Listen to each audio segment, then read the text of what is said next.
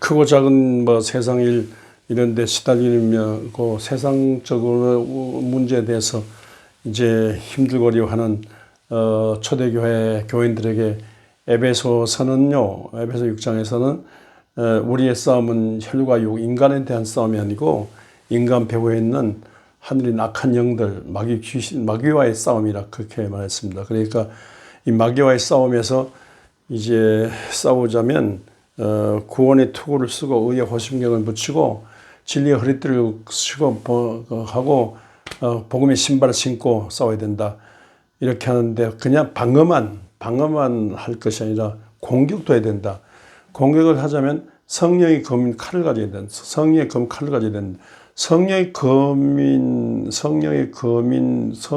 말씀을 가져야 된다. 그런데 이때 성령께서 쓰시는 말씀인데 그가 칼이라고 했습니다. 검이라고 했습니다.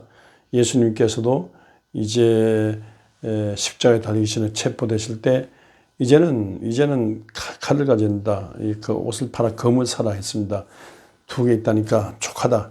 그렇게 말씀하셨습니다. 어떤 사람은 신약과 구약이라 합니다만 검을 강조하셨습니다.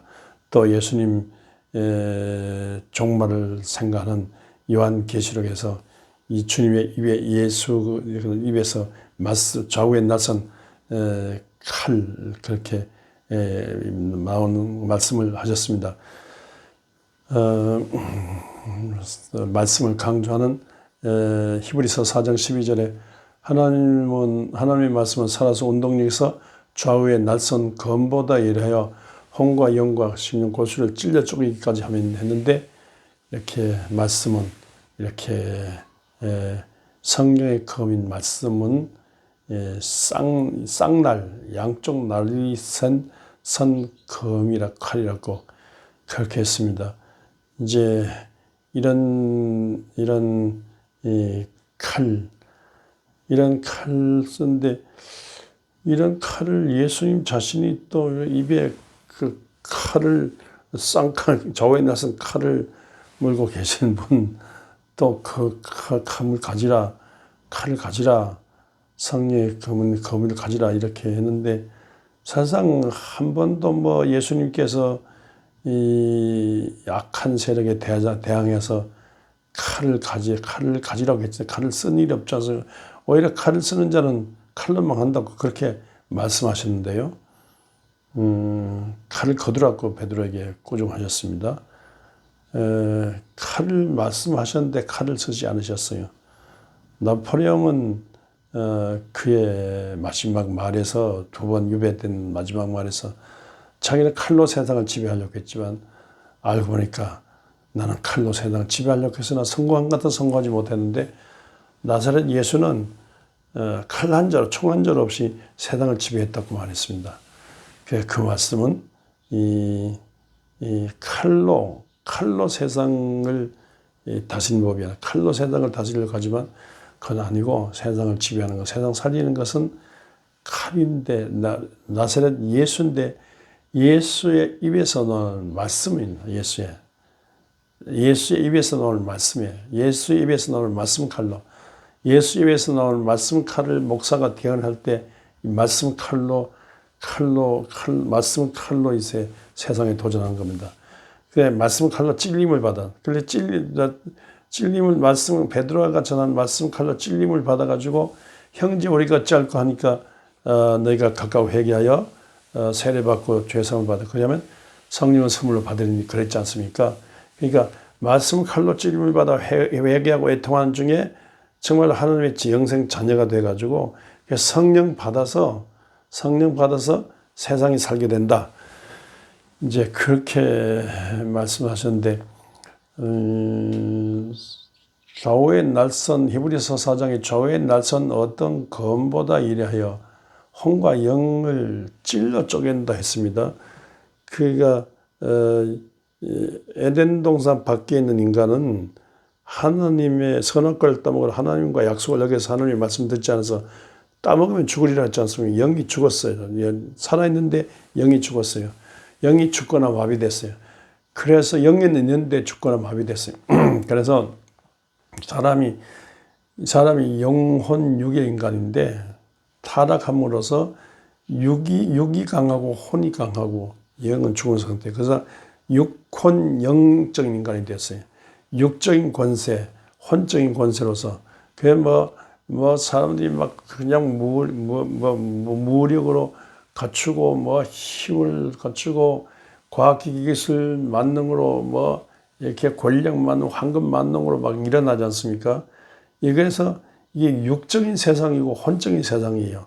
그래서 막 세상 바벨탑 쌓으면서 막 하늘 없이 기고만장한 이 세상인데 이런 세상에 대해서 하나님은 말씀 칼로 대적하는 거예요. 말씀 칼로서 영과 이 육이 강하고 혼이 강한 이 세상에 대해서 말씀 칼로서 영과 혼을 찔러 쪼개가지고 죽은 영을, 마비된 영을 살려내가지고 영의 말씀으로, 말씀 양식으로 이 영을 키우고 기도한 중에 성령의 활력으로 영이 막 힘을 얻어. 그래가지고 영이 살았어요. 영이 구령이요. 영이 살았어요. 죽은 영이 살았어요. 죽은 영이 하나님의 말씀으로 살았어요. 수술돼가지고 죽은 영의 말씀 양식을 먹이고 죽은 영의 기도한 죽은 영이 하나님 아버지라 부르는 기도한 중에 성령으로 영이 강해졌어요. 그래서 말씀과 성령으로 영이 강해졌어요. 그래서 하늘에 의해서 영이 예수 그리스도의 피에 의해서 하늘에 예수 그리스도의 영에 의해서 하늘이 성령의 중생의 시선과 성령의 새롭게 하심으로 영이 살았어요. 그래서 영이 강해졌어요.